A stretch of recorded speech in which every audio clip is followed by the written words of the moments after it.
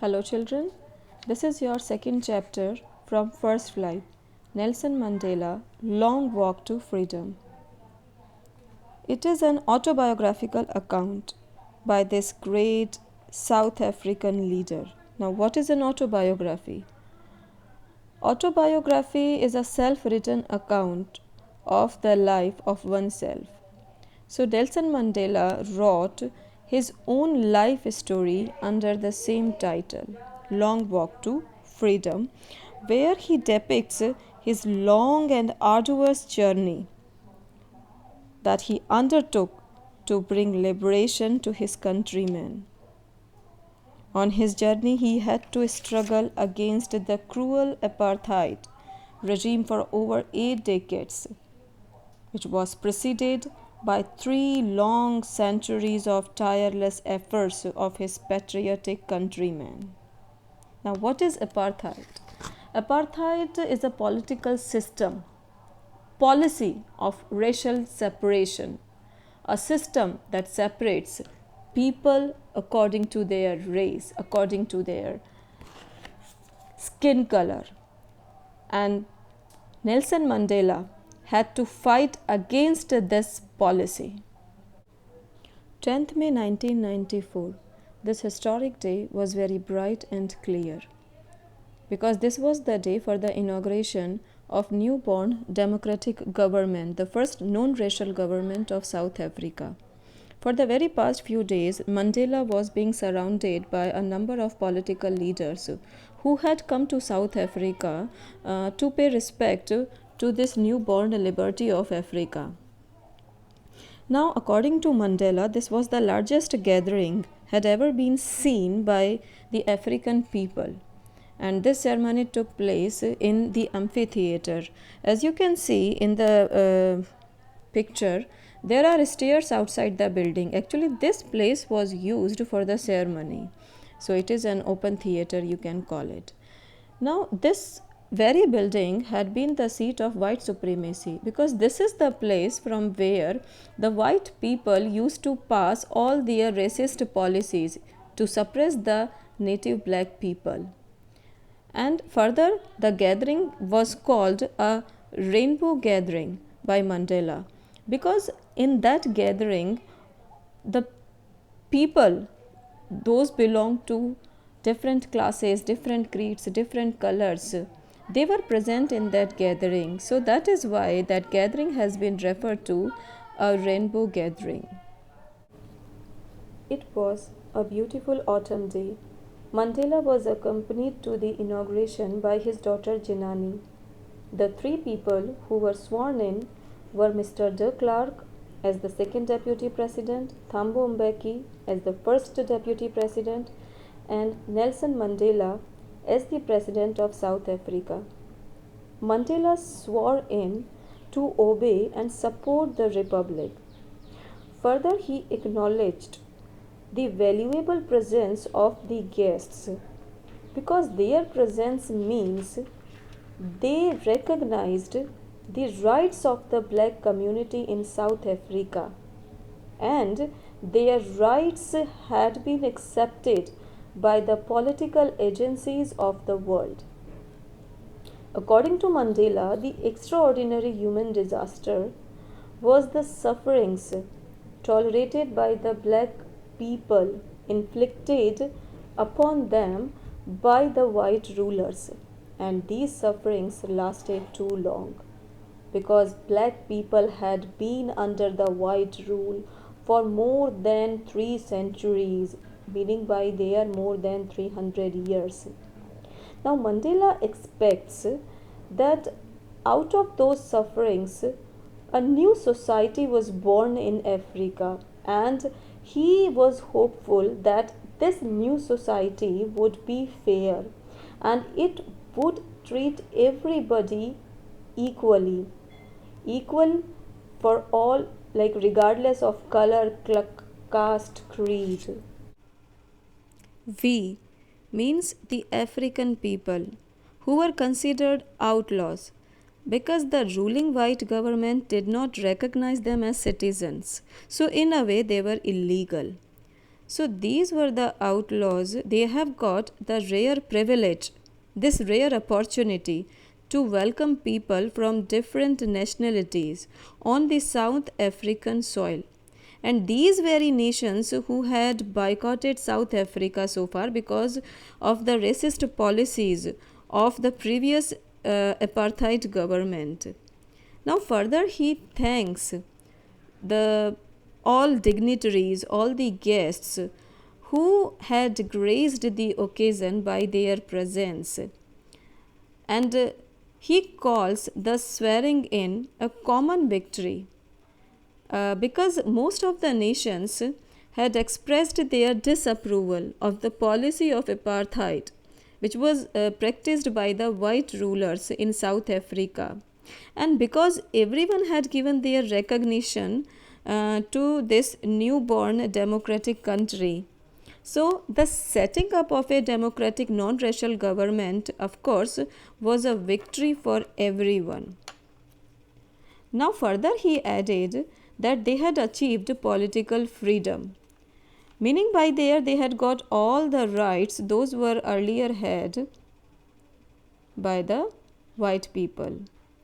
But one more thing he added, that though they had achieved political freedom, but now they were taking the pledge to free all their people from the shackles of poverty, sufferings, deprivations, gender, and other types of discriminations. And he closed his address with the wish that freedom rules and Africa be blessed by God. Now, after a few moments, everybody lifted their eyes and they all were amazed at the impressive display presented by South African jets, helicopters, and troop carriers. Mandela termed it as an exhibition of military loyalty to the newly formed democratic government. When saluted by the military generals, Mandela pointed out the change in their attitude. He was very much aware of this fact that in the years gone by, these military generals would not have saluted them, but they would have arrested him because they were the safeguarding the former white regime. And according to the former white government, Mandela was considered as an outlaw because he was a black. So, of course, they would have arrested him. But now they were saluting him as the new president and they took a pledge of the loyalty to his government. The grand ceremony came to a close with the Impala jets leaving a trail of the bright colors that formed the new South African flag. The two national anthems sung on the inauguration day. They were Nkosi Sikelel Iye Afrika, that was sung by whites, and the Die Stem, the old anthem of the Republic, sung by the black people. Now Mandela knew that both the groups had once despised each other's anthem. They had hated each other, but soon they would memorize both the anthems. Now, on the day of inauguration, Mandela was overwhelmed with a sense of history because he recalled the countless sacrifices made by his countrymen for centuries, now before their present generation could see the light of freedom. Further, he talked about the 10 years 1901 to 1910. During that time, just after the Anglo-African war, when the white-skinned people, they patched up their differences and they formed a harsh and inhuman system based on racial domination against the dark skinned black people, or they adopted the policy of apartheid, and they took away even the basic rights of the black people. The structure, the apartheid system, which came into existence during the first decade of 20th century, gave birth to the most inhuman, harshest society of the world, but that had been overturned, replaced by the present democratic system. And now South Africans enjoyed equal rights and freedom. Now, further, Nelson Mandela recognized the sacrifices made by thousands of people before him who had suffered innumerable hardships because they were patriots. He felt sorry for them because they could not witness the fruits borne due to their hardships. He called himself the sum of all those patriots who had passed away before him. That long and noble line ended. That means the numerous freedom fighters, those before Mandela had passed away, they had contributed to the struggle for liberation. They were the men of extraordinary courage, wisdom, and generosity. And now Mandela had resumed their struggle again against poverty, discrimination, and suffering. Mandela was talking about the unimaginable sacrifices made by thousands of these people. He was talking about them because the suffering and courage of these people could never be counted or repaid back. The victory of freedom struggle was actually the sum total of all the African patriots before him. The policy of apartheid had given very deep wound, and it would take years to recover from it. But Mandela further talks about an unplanned effect of this apartheid, and that was it gave birth to courageous, wise, and generous people like Oliver Tambo, Walter Sisulu, Chief Luthuli, the Yusuf Dadoo, and the Bram Fisher, and Robert Subukwi. Mandela believes that character becomes strong by these challenges and sufferings faced by the person. Tougher the challenges, the stronger the character. And according to Mandela, the true wealth of his nation is its people, who are finer and truer than the purest diamonds found beneath the nation's soil. Mandela learned the meaning of courage from his friends, from his comrades, from his companions in a struggle for freedom. He saw men and women risking their lives, giving their lives for an idea on which they believed. He saw them tolerating all the attacks, tortures, and then displaying remarkable resilience without breaking. To Mandela, courage means overcoming fear, but not the absence of fear. Being human being, we all are afraid of. So, the brave always conquer fear, which gives them the strength to stand firmly against all atrocities, all cruelty, without breaking down. Another observation that Mandela shared with his reader was his belief that hatred is not natural to men, but love is natural, it is inborn, but hatred is acquired. If a man can learn to hate another because of the color of his skin, he can also be taught to love. Love comes more naturally to the human heart than its opposite. He recalled the days of oppression that he had undergone during his long imprisonment as a freedom fighter, and he shared one event that at the most crucial time, at that critical time, when they were pushed to their limits of tolerance, when they were undergone a lot of sufferings, then he saw a glimmer of humanity, a dim light of humanity in one of the guards, though it was just for a second, but this helped him to keep alive his faith in humanity, in goodness, in positivity. He believes that man's goodness is a flame that can never be extinguished.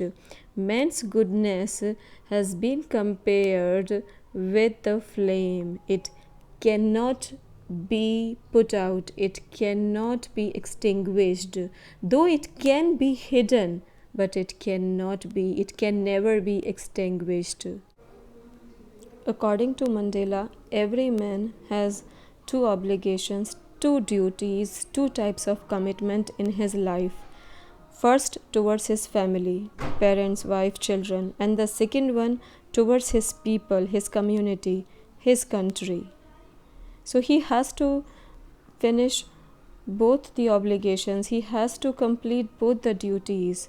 But he talks about himself, a man like himself, who is born in South Africa, who is of black color. He is not able to complete any of the duties, because if he would do this, he would become a threat to the white ruler, and he would be punished, and he would be isolated, he would be forced to live in isolation, and all his family members would be taken away from him, because he would be forced to live a life apart from his family members, apart from his parents, apart from his wife, apart from his children. He has to live a life of twilight existence, where existence can be questioned.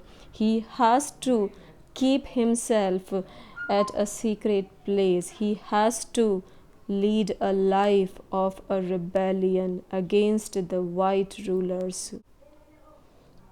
Mandela shares with us that at the beginning he did not choose to keep society, to keep people above his family. But when he tried to serve his people, he found that he was not able to fulfill any of his duty towards his family, whether to be in the form of a son, or as a brother, or as a father. Then he decided to become a rebellion. He was not born with that hunger of freedom, because he recalls as a child he was free. He had a safe and secured life. He was free to run in the fields. He was free to swim in the clear stream. He used to roast maize or any other grain under the stars, under the open sky. He used to ride the bulls. Or as long as he obeyed his father, he followed all the rules or the customs of his tribe, nobody restricted him, nobody opposed him. He was leading a very good life. As a child, Mandela did not understand the real meaning of freedom, as he had very secure childhood under the care of his parents. But during his young age, when he was in Johannesburg, he realized the true meaning of freedom. Then he felt the hunger for freedom. But still, in his student life, his freedom was limited, his freedom was transitory. He only wanted to be able to stay out at night at his own wish. He wanted to read whatever he pleased, and he wanted to go wherever he chose. But later on in Johannesburg, when he found out all his basic honorable freedoms were taken away from him, he was obstructed. He was deprived of the basic human freedom. Then this hunger for freedom had been increased. Age and experience made him understand that real freedom stood for the right to live with dignity and self respect. He realized that he was not free to achieve his potential. He was not able to earn his livelihood, not to marry, not to have a family. Even he was not free. He understood that his fellow beings bound as well as he was. So as a grown up man, his understanding of freedom changed, leading to a hunger for an honorable life for himself as well as for his brother. Mandela realized not only he, but his whole race was subdued, was crushed, was dominated by the white rulers. So Mandela joined the African National Congress. When he saw all black people in his country bound in the chains of the oppressions, he joined the ANC, African National Congress, because now he was hungry for the freedom of the entire race. This desire for freedom of his people to live their lives with dignity emboldened him, motivated him, made him courageous to take this step. Earlier, he was a law abiding attorney, but later, because he denied all the oppressive laws made by the white rulers, that is why he was labeled as a criminal. So the struggle for winning freedom isolated Mandela, and he had to leave his family and he had to live a life of monk. He could not fulfill both the obligation together, so he had to give up his family and he had to live alone. According to Mandela, oppressor and oppressed both are slaves, both are not liberated, both are caged. Now, oppressor, of course, he is a slave because he is deprived of the basic needs, of the basic freedoms. Oppressed, oppressor had taken away all his freedom. On the other hand, oppressor also is a slave because he is robbed of his humanity. He is robbed by the hatredness. He is burdened with the weight of hatred. He is enslaved by the barriers of prejudice, of narrow mindedness. He actually gets himself cut off from everyone and he is left alone like a prisoner. He is locked behind the bars of narrow mindedness.